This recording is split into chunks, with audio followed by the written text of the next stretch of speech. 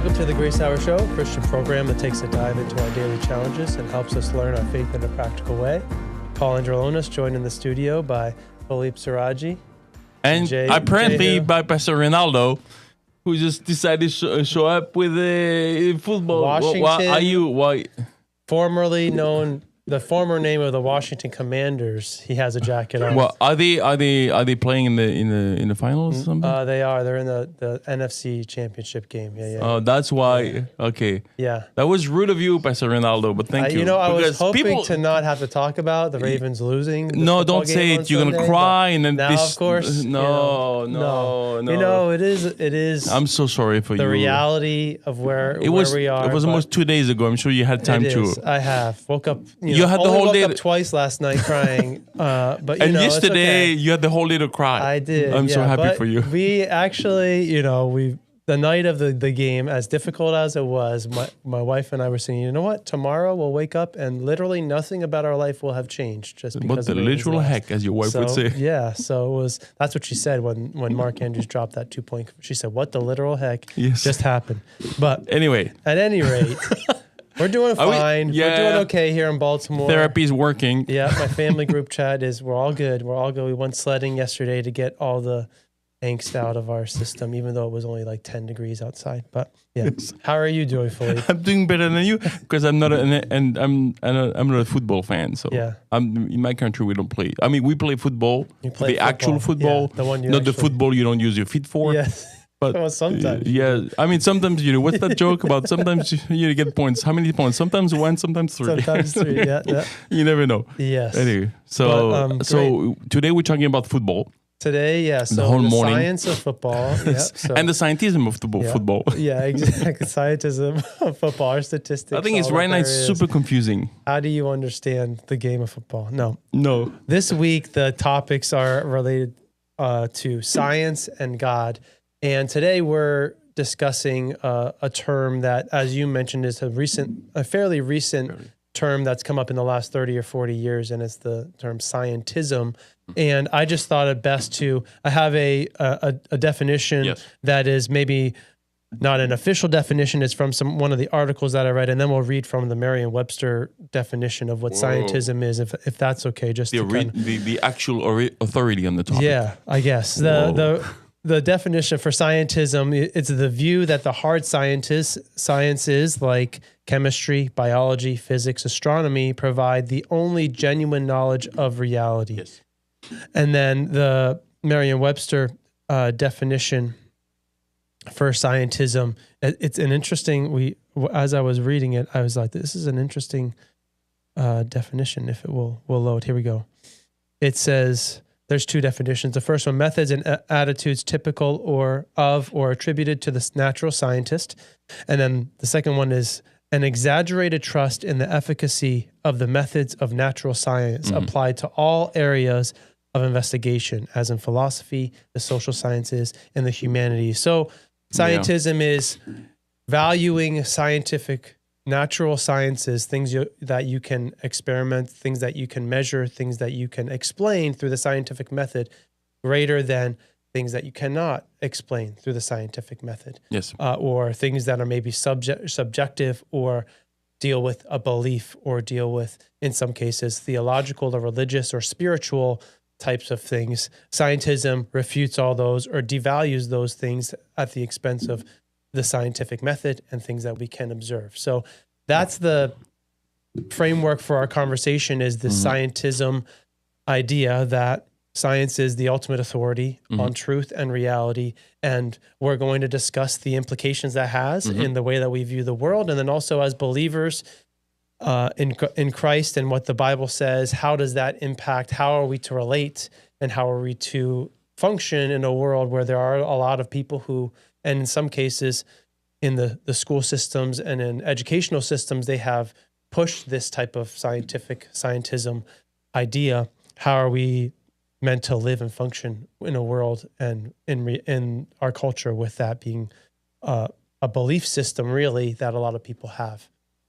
Yeah, I mean, the real question for us, that's why I think the whole week on God and science is interesting, as we are looking at practical practical ways of thinking our faith in this world. How many times have we heard, "Oh, this is the 21st century. Well, we don't have to believe in God anymore. The science explains it all." And I don't know if you heard the expression "God of the gap." It's an idea that says that before we knew science, we filled the gaps of our lack of knowledge with God, try to explain things. Oh, we don't know where we come from. God created us. Oh, this guy just, was sick and then he's not. Oh, it's a miracle. And then now we have all these expressions, explanations from science that we don't need God. It was the God of the gap. There's no more gaps. Then let's move on. And that's why this is very important for us to think about this as Christians, because science is one thing. Scientism is just like any ism, is a philosophy that is based on the prefix, which is like science is the only way to know. That would be another way of explaining that. Therefore, since science cannot explain things that are immaterial, like God and all the faith, and then they cannot be known for sure. At least the best case scenario. Of course, people who believe this, they'll tell you it's more subtle, there are some differences. Agreed. Except the point that is interesting for us is that people will say, well, I'm an atheist because I'm a scientist. Okay, well, there's no connection, but they make a connection. And some others will say I'm an agnostic because I'm an atheist. So I don't know. But the very thing I think which is self-defeating is like Immanuel Kant was the philosopher, like a well-known philosopher who kind of established the idea of transcendental argument by trying to save both religion and science by saying there's two different worlds, the phenomenal world that you can observe with science and the noumenal world that you cannot observe with science. And the only thing we know about the noumenal world is that we cannot know anything about it because science doesn't work on it. But the very idea that you can know the fact that you can know anything about it is already knowledge. So how did you know that? If science cannot say anything. So it's self-defeating in that way. And though, it sounds like a complicated argument, it's just a point to make, like we as Christians have zero issues with science as long as we understand science to be able to be humbly challenged, right? And scientism prevents that by saying science is the only way to know, and therefore you cannot discuss it at all. And that's why I think this is a valuable conversation today, not to look at science saying, well, these guys are idiots. I would never dare to say that. But on the other hand, I cannot just wave the magic wand by saying there's no presuppositions in science. Sure, yeah. Like in my family, on one side of my family, all my cousins and uncles and aunts actually are all scientists. There's this one chunk of the family. So two of them are professors of mathematics in university. One is a professor of astrophysics in the university. One is a biologist. The other one is what you would call a rocket scientist. Like he builds, engines for the European Space Agency. Wow. So we have all this conversation. It's always interesting to me when they use science as well. Oh God, they have all these theories. And we always go back to the root by showing, well, I had this conversation with my uncle and his son, my cousin. He was a president of University of Mathematics, and his son is a professor at astrophysics in the University of Bern in Switzerland. And we're having this conversation, and my uncle tells me, well, it's one thing you have to understand. There's nothing more objective than science. Everything else is subjective. So he's trying to explain to me the science is the way. I said, I hear you, but let me ask you a question. Like, would you be able to test every theories, or would you only test the theories that seem probable to you? Yeah, that's the first step of science. There you go. There's your subjective idea. Yeah. You are the one deciding what could make or could not make sense. Would you be open to testing philosophically, scientifically, open the idea that God could be the creator of the world? That's out of the... No, I can't, because that's outside the scope of science. That's my point. Yeah. Science is... a presuppositions that science is the only way to know, but that cannot be proven scientifically either. These are all presuppositions that are subjective, decided on a fundamental idea of what I believe the world is, which is my worldview. And that's why these are important questions to discuss in a conversations. Be educated as Christians, knowing that we can enjoy the benefit of science without falling into the trap that science is the only way to know. Yeah. And one example that I give to my students at GGCA when I talk to them is very simple. Do you think science can find out what I have for breakfast this morning? The answer is yes. Yeah. You can just go to my stomach, you can see the content, you can make an analysis. Now, can science know what I had for breakfast on January 4th, 1981? No. No. But is there a way for us to know what I had for breakfast this morning? There's plenty of other ways to know. Was it a birthday? Was it a special day? I don't know. I come from France. It's a national celebration. We only eat at breakfast in the morning. Was the pictures taken? Was there video? Because yes, there was video back in the day when I was a kid. I'm not that old. Were they black and white. Were there other black and white, no sound? It was a silent film. But were there other people? Do they remember? Yeah. So these are all valid way to investigate truth that are not scientific at all. So that's why I think it's important for us to have this idea. Yes to science, absolutely, if it's kept in check. Yes. And absolutely absolute no to scientism because it cannot be sustained as a way to live. Yeah, and I think one of the things you were just mentioning is there's a presupposition that exists when you are asking questions or when you are looking for answers to questions, I think. And one thing that I think can creep in, and depending on in scientific research or discovery or in general, is the confirmation bias that we can have in, okay, why is this, the initial attitude of, or the steps in the scientific method, or I see something and I have a question of why it is the way that it is, and then I have a hypothesis, and that hypothesis can be based on a confirmation bias or something, a presumption that I have made that lends me towards the answer that I think will be the correct answer. And as you mentioned, within the objectivity of the scientific method, me asking the question or having hypotheses that are outside what I think is possible is, the purest form of that scientific method. But if I am unwilling, or if I'm even blinded to those assumptions or presumptions that I've made,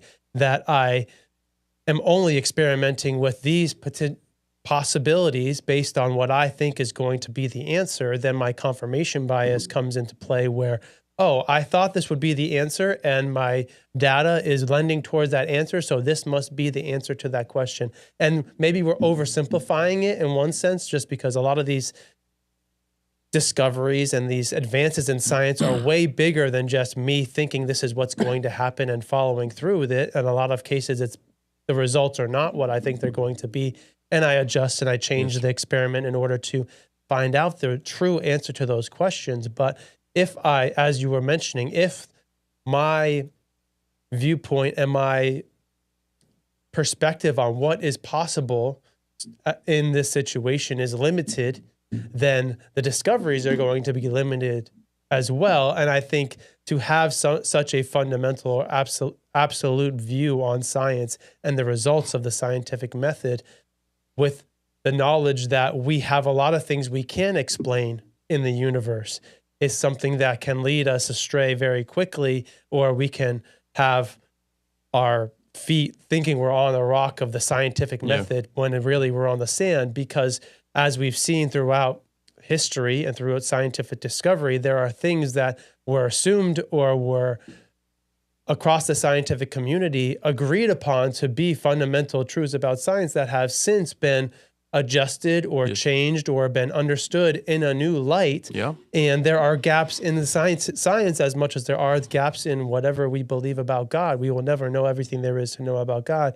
And in science, we have gained a lot of knowledge, but has that knowledge actually benefited us, or has it just made us blind to these other things that are actually as important, if not more important, to our lives that we can't measure, that we can't put our finger on necessarily, but they are as true as some of these things that we can put our finger on. So I think that confirmation bias can creep in to some of these huge questions that we have related to our lives, but then also the absoluteness of science being the foundation for my life, given that science is something that is ever changing, is something that is being advanced day by day, week by week, as new things happen, as new technology is discovered, as new other discoveries are made. Science is always changing. So how can it be absolute when things are changing all the time with it, Yeah, I think it's interesting so again,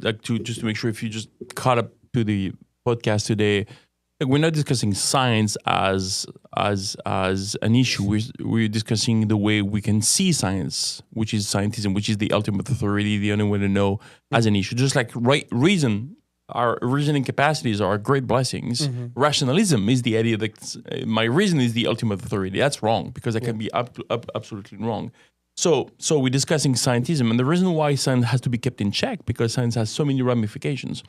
And I think there's one thing that lack absolutely in scientism is the sense of humility, and looking back and do a self-assessment of how wrong science has been over the centuries about so many things. And again, that's not it's science is expected to be wrong sometimes because it's a human endeavor. Yep. So it's not like, oh, science is stupid or science is, I don't like that. But I'm just saying, can we just keep things, can a licensed contractor professional make a mistake? Yeah. Can a plumber make a mistake? Yeah, okay, because we're human beings. Can I make mistakes? Well, yeah, I do, like, all the time. So the one thing that I tell the kids, at GDC, when we had this conversation one day, because they always feel like, oh, you guys, when we're young, so you don't respect us or whatever. Something. That's not the issue. See, the difference between you and I, it's not that you mess up and I don't. The difference is you mess up, I mess up. You don't know how much you messed up, but I've known enough how I messed up to know that, to take that into account. So that creates a humility in us, realizing we're not getting better as human beings. We just pile up misery, in our flesh. We just pile up mistakes, and now we just know that now we're slower in making decisions. So that's where I think science should be. So we cannot go from centuries of mistakes that happened, which is completely to be expected, to scientism all of a sudden. Yeah. And the very idea that it strengthens, that's what I want to say, the confirmation bias you were talking about, with the idea, like, and the other thing is also, like, science, the way it's progressed the last 100 years is mostly because of military advancements. So we develop military devices or science, and then we use it for the general, like lasers, all these things. So it's always motivated that the roots of our discoveries is something evil, which is, how can I beat my enemies? Yeah. So that it has to be taken into account. And also we realize, like, if science is not kept in check, like if we believe in scientism, then we end up with the science of the gap instead of the God of the gap. Because now we have to, like, look at the theory of evolution. It just doesn't work in many, many ways. But then every time I make an assumption, then I build on this assumption that it hasn't been proven, and I'm adding to my assumptions by saying, well, you see, it fits the theory, but theory hasn't been proven without the assumption yet. Yeah. So of course, if I come up like, okay, so I don't know, I don't know if you like the novels like maybe Lord of the Rings or Narnia. What I like about the great writers when they write novels is that they are super coherent. That's what makes, when you look at the movie and there's a mishap, this guy, I don't know, the Pirates of the Caribbean, there's one of the guy has his watch, on the set, so we can see that. Oh, that kind of ruins the scene. Sure. But the point is, when you like a good book and you don't find any narrative mistakes, it's amazing. Yeah. But that's the point. It's the beauty of the story is it's completely coherent with itself, but the story is a fiction. And it's the same with scientism. You can build up a good theory that holds by itself, but is the foundation, solid in itself. And people might think, science are only objective, and I'm going to read something that I read years ago was written by Richard Lewontin, who is a Harvard biologist. I think it's in the New York Times Book of Reviews. It's one of the book that Carl Sagan wrote. I think it's the mid-90s.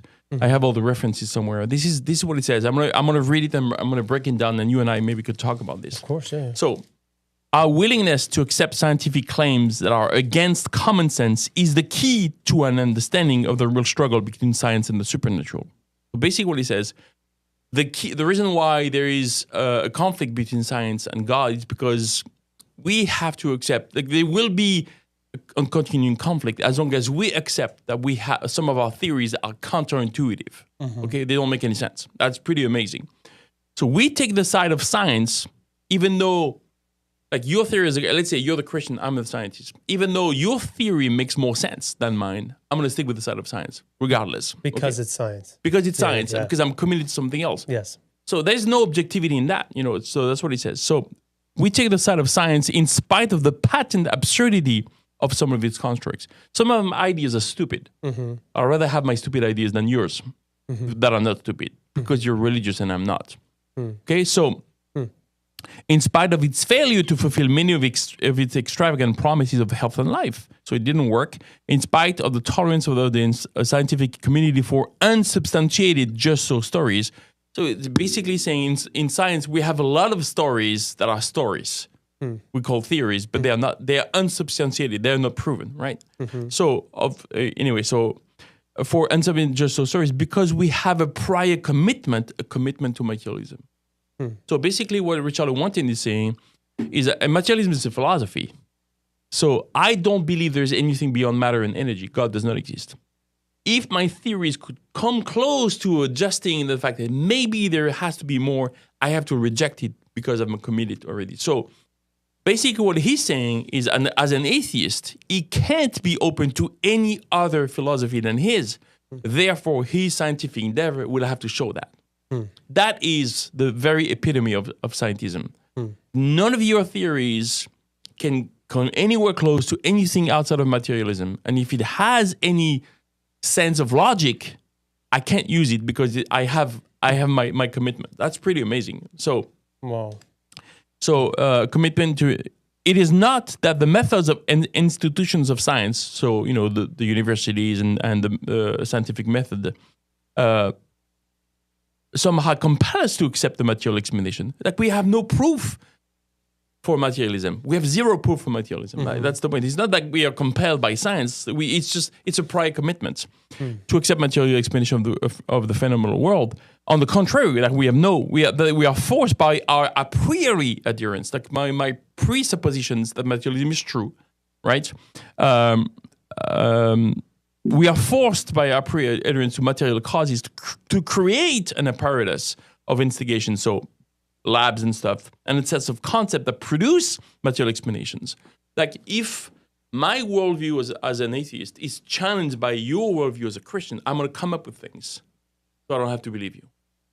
That's what he says. I'm going to come up with a paradox of instigation. I'm going to come up with stuff that allows me to reject your worldview. That's amazing when you think about this. The guy is writing this as a book review on Carl Sagan, urging scientists to stick with the program.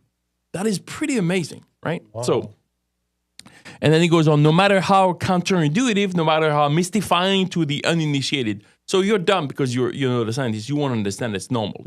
Trust us. So moreover, the materialism is absolute. And then they say, we cannot allow a divine foot in the door. That, my friend, is mind-blowing. When I tell people of scientism, you're exaggerated. This is one of the quotes that I have in my, in my notes. But that's what I'm talking about. And of course, Richard Wanton, he's one guy. But the fact that he's able to write this, in a book review about Carl Sagan, in a prominent paper, is so interesting to me that he has actually saying, guys, we've got to stick with the program over here. So when science and scientism, when science is not enough, let's resort to scientism. That's what he says. So when science brings us back to God, let's go to scientism.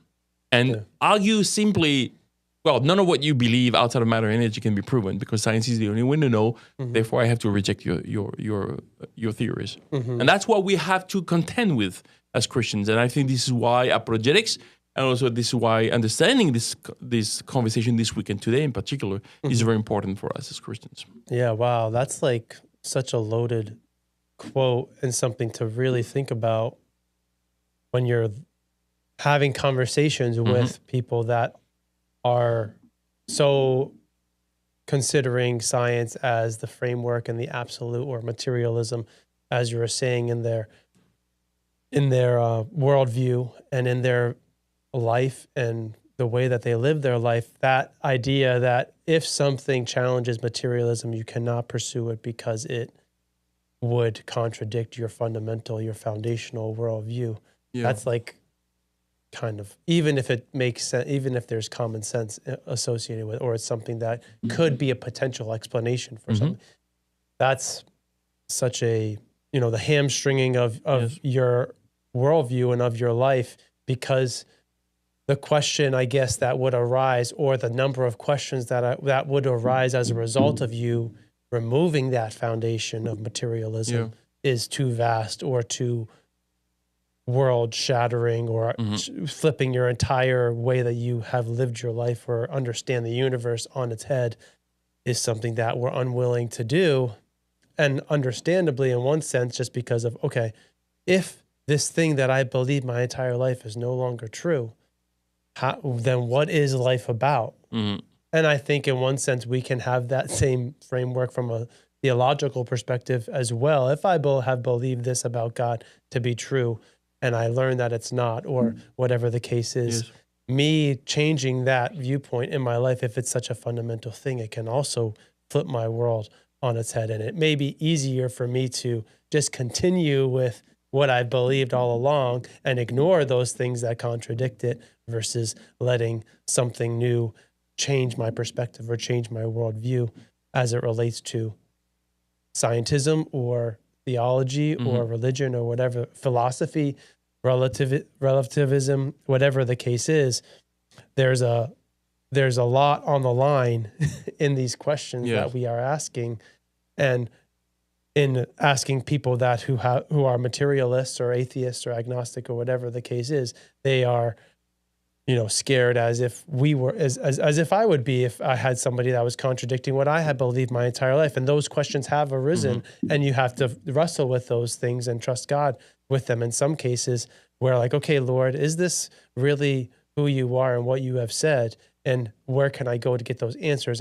And with the materialism framework, I guess the question is, where do you go with those questions and those answers? And if I've been so ingrained with something that it cannot be true, and now it's the only option for me to go to in order to have an answer, how can I adjust and have those conversations? And are people that are in those worlds willing to include somebody who had a materialistic viewpoint in those conversations and let them work through those things? Because I think part of this conversation is that the need for a dialogue between those who have the absolutes of scientism and those who are open to other things, including the religious or theological viewpoint, that there is more than just science. There's more, there's philosophy and there's religion. There's a spiritual element to these things. And how willing are both sides of that conversation to have a dialogue and to discuss those different things? Because on the other end of the spectrum, there could be the idea that, oh, well, the Bible is the truth about everything, and I can't listen to anything that science has to say about that, which we've made clear earlier in this episode that science is not the enemy, but my view on science is the thing that can distract me and lead me away from Christ. So maybe we could talk about that a little bit, just the conversations that can be had or the dialogue that should exist between those who have a material viewpoint or a scientism way of viewing the world and those maybe who have this other, whether it's a religious or understanding there's more than just the measurable that makes this world or makes our life what it is. Yeah. I think there's two things that can address, there's two sides of a list of two things we can look at and say which would be healthy to have with anyone who's like maybe on the scientism side. But it's helpful, and as I said, beyond science, we have a field that we call philosophy of science. So I studied that in university, and the idea really is part of a bigger field that we call epistemology, which is the theory of knowledge. How do we know what we know, right? So it's been a conversation for centuries. How do we know? There's the aspect of the observer and the objectivity of truth, all these things, and how do we get to obtain those things? And there's a few assumptions we have to make as human beings, and the number one assumption is our brain are capable of understanding the world fully. So I think when you look at all the assumptions you have to make for science to be possible, which all lead to one thing, is that we are capable of understanding the world around us, and the world can be understood. These are two presuppositions that can only work if God exists. Otherwise, it's by chance that we believe this. Like, my brain hasn't been designed to think, therefore it's not reliable. So if evolution is the only way to know, it's the only truth, and God does not exist, and our brain is sometimes capable of thinking, sometimes it's not. So none of what I know can be known for sure at all time. And the world around us is to be understood. Is also like can be intelligible. That's the word the philosophers used, and that's also an assumption. And so that cannot be true in the scientism point of view. Yeah. It can be true in science where if we understand there's more to life than science itself. There's some metaphysical, not just the physical world, but there's some metaphysical aspects of things that are beyond. On the other side is understanding as a scientist, I need. Not I, but I mean the scientist needs to say, I need checks and balances, because I can be wrong. That's why they have, the very concept of science is so interesting, because when it comes down to the science that is interesting, but that has no bearing on our philosophical ideas, they have peer review articles, right? Yes. And they can only be accepted if they have been reviewed by peers, and then they're published, et cetera, open for the public, and they can be rebutted. But that does not happen in the text that I read. The text that I read has nothing to do with science, has everything to do with philosophy of science, with the idea that we have to reject it. I think as humans, when we understand that we are capable of mistakes, we are capable of confirmation bias. There's actually so I at GGCA for the seniors, I teach for a month. Critical thinking as before I start my class in apologetics, and there's a couple things we realize. So I teach them a few principles. One of them is called the Dunning-Kruger principle. It's a psychological principle that shows it's a curve on two axes, and it shows like it goes down and up. It's like this has a U-shaped form. It's the least the more confident you are. The more you know, the less confident you are. So basically, it takes intelligence to know you're a moron. That's what it says, But that's what exactly we're talking. Like, if I'm super confident, like Richard Lewontin is in his philosophy of materialism, he will be short-circuited. He will going to short-circuit everything else. He's not interested. So that's the opposite of confirmation bias. It's that you're rejecting every other possibility. And there's a famous economist who, speaking about economy, but I think it applies to philosophy. Stuart Chase is an American. He says, for those who believe, no proof is necessary. And for those who don't believe, no proof is possible. There's a rejection of the idea of proof if I don't believe already. Whatever proof you bring to me, I'm going to reject it. And on the human side, which I think is also very interesting, we have to bring into the conversations that we can be wrong. That's what we do. We get things wrong. We test things and etc. So I think it's helpful in the conversation with maybe a non-believer or someone who's who's maybe believes in scientism without even knowing it. Is that I understand why you really rely on science for things. Totally understand that.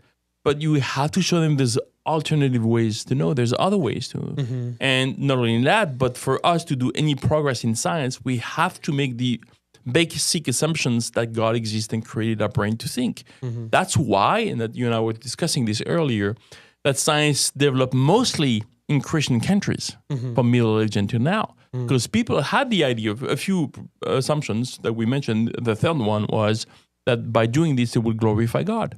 So they were motivated into the right thing. So I think bringing this in the conversation allows for actually a dialogue about, helping someone who believes in scientism, whether they know it or not, realize that science is not the only way to know. And that if you go from scientism to that, I think you make good progress in the conversation. Yeah. That's, I think, such a good, point to be made. Like the proof, the quote that can you say that quote that you said again about proof? Stuart Chase? Yeah. For those who believe, no proof is necessary.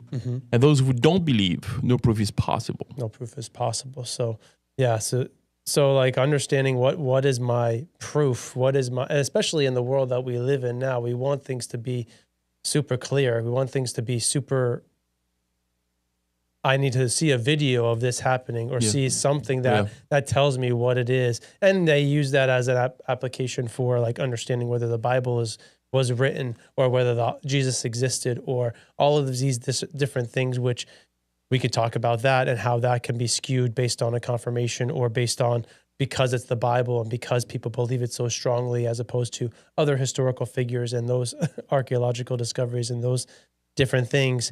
But I think the humility that it takes to have a conversation and understanding what I know and what I don't know, and what is as you said, that Dunning-Kruger effect of people having confidence in little knowledge. And then there's another, like maybe the opposite end of the spectrum is like the imposter syndrome, where I don't know I feel like I don't know anything, but really I know a lot. Yes. And I think we are caught between those two worlds where people that know a lot think they don't, and people that know little think they know a lot. Yes. And we have these conversations, or the people that don't know a lot but think they do are the ones leading a lot of the conversations. Now, I'm not saying that that's the case for all the whole scientific community, but it's the reality that there is more to this life than just what we can see and just what we can measure.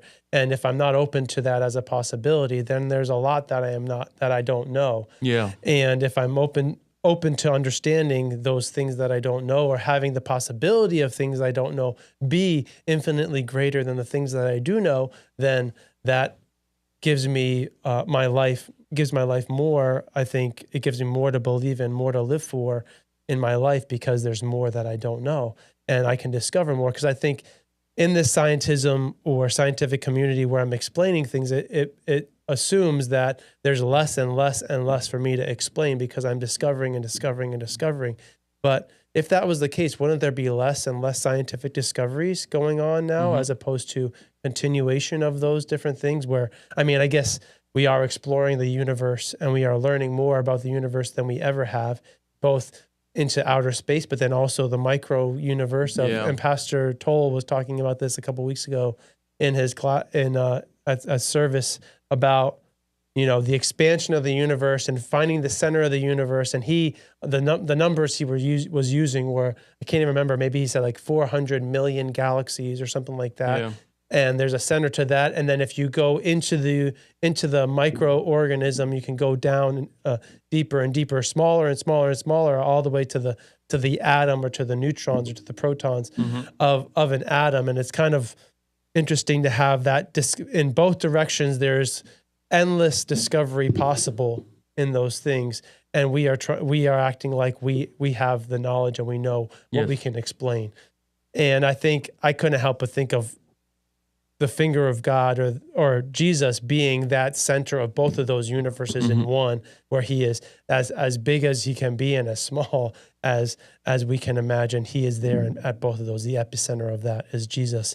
And I think understanding that helps us to relate, as we were just saying, to people who have a fundamental idea of the material world being all that there is, and then also relating to those, the other end of the spectrum, where the material world doesn't matter and the spiritual is more important, which is not something that we've talked about necessarily, and that's not our conversation today. But that is another aspect of these conversations, where it's like, okay, I think it's not either or, but there's the material world that God gave us to discover, and then there's the spiritual element to our lives as well. And Christ is an example of heaven and earth coming together, and we as human beings, image bearers of God, have that as our life as well, that there's more to us than just the cells and the bones and the skin and all that things that make us material. There's the immaterial part that makes us who we are. And scientism, I think, lends towards valuing that material, explainable thing more than the spiritual, the non-physical aspect of this world. But we see it in our own lives, that there is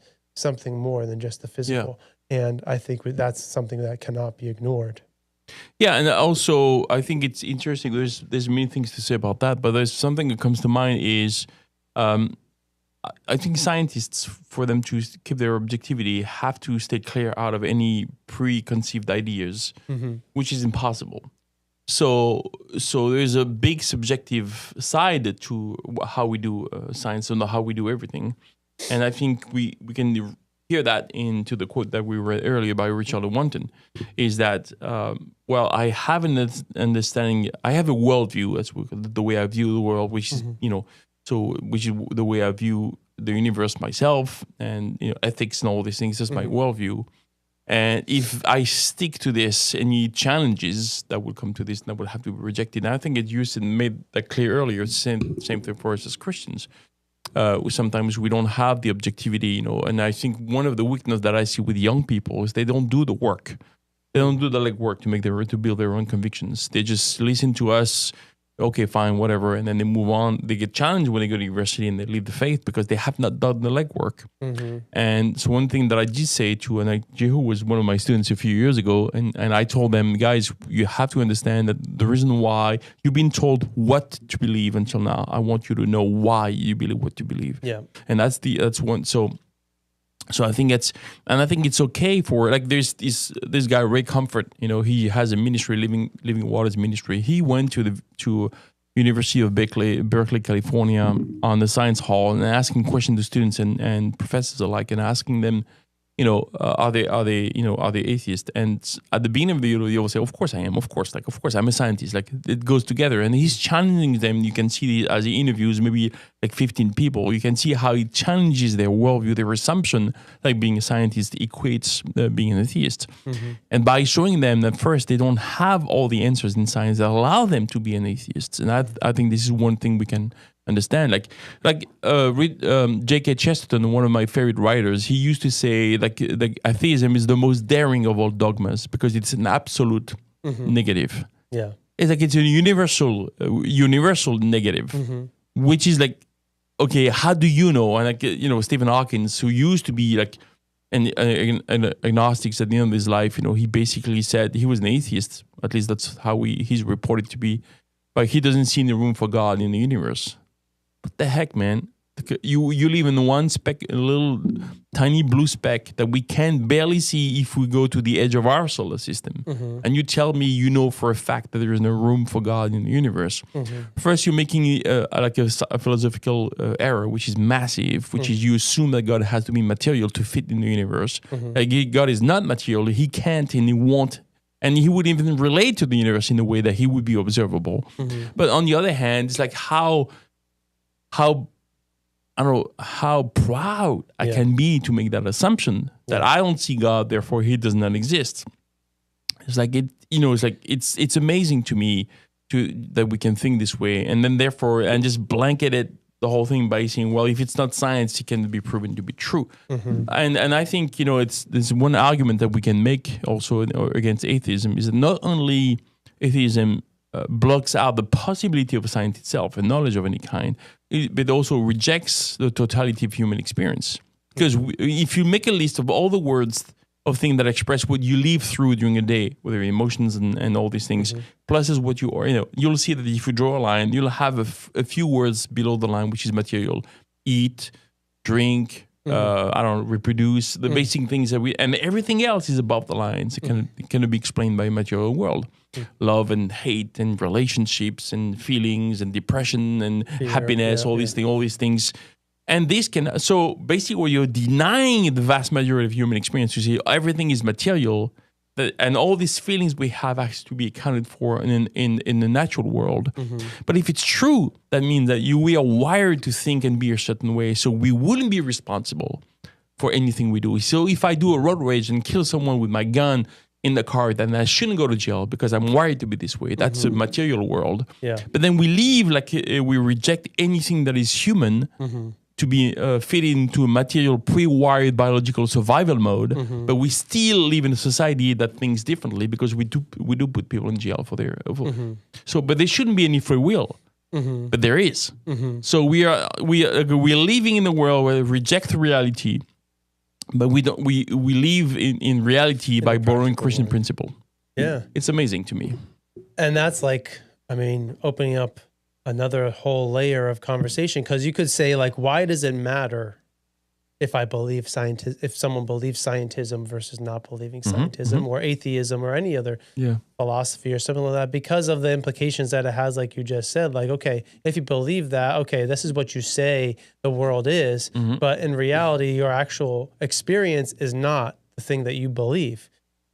You're not just a subject of the neurological signals being sent from here to there. There's something more. There's something beyond that, which maybe you don't believe that there is, but in your life and in the way that you live your life, there is that layer to it. And I think on top of that,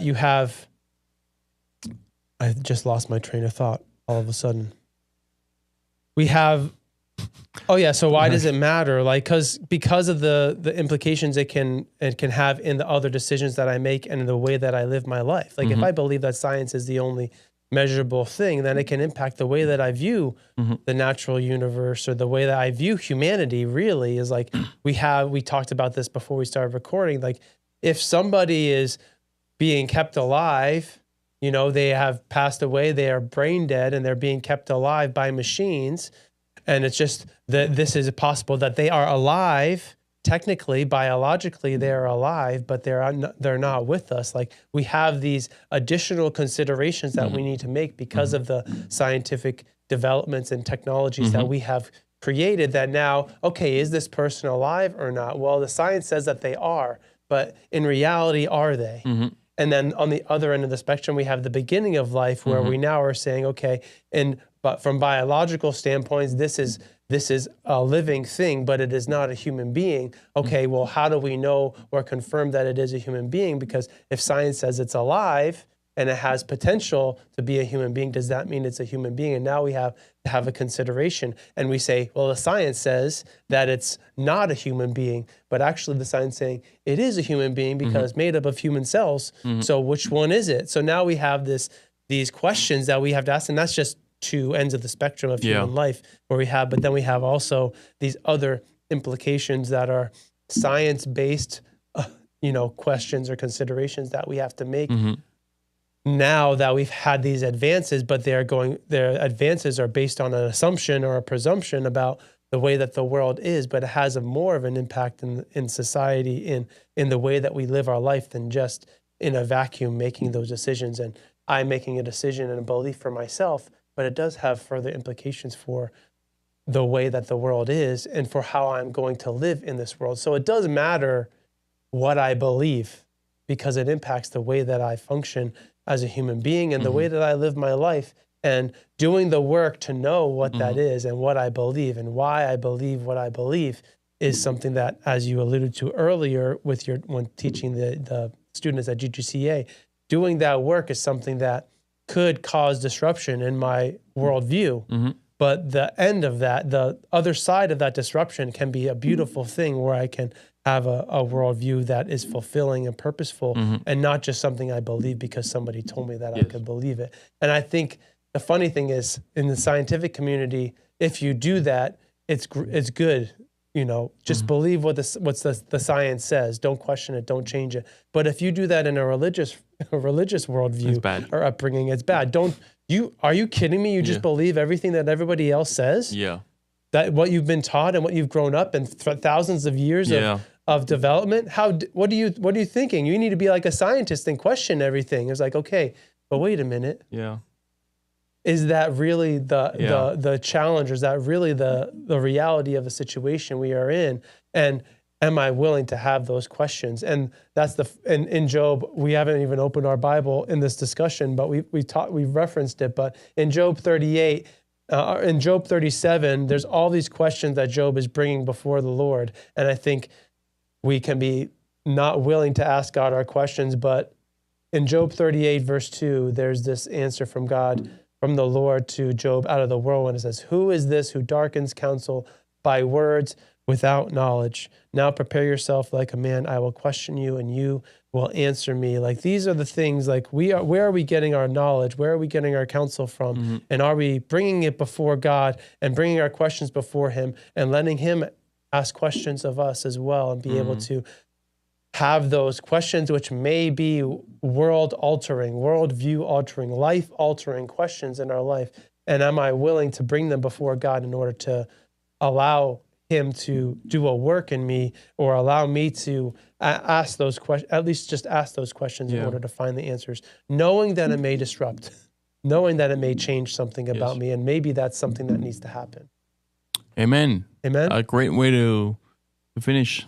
I think. Well, thanks for joining us today, listening wherever you're listening, YouTube, Spotify. Make sure you like and subscribe, and be sure to check out the rest of the episodes this week as we talk about God and science.